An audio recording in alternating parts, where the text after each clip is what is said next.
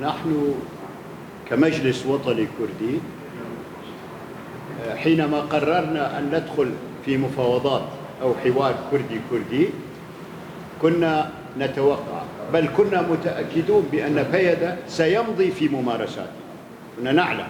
لكن وحدة الصف الكردي إحدى أهم أولويات المجلس الوطني الكردي. لنفرض اعتقلوا 5 من أعضائنا أو 10 أو قلت لكم مسلسل الاعتقالات طويل.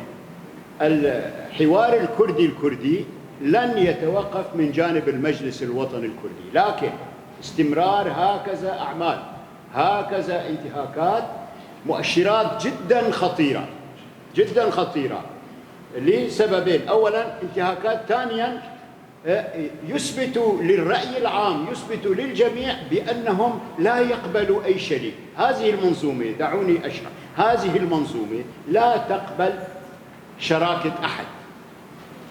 هذه المنظومة التي ينتمي إليها حزب فيدا إقليميا وكردستانيا، هذه المنظومة لا تقبل أي شريك، ونحن نعرف ذلك. لكن بوجود الطرف الثالث الراعي الأمريكي قبلنا ورحبنا بالدخول معهم في مفاوضات، وسنستمر إلا إذا زادت الأمور عن حد.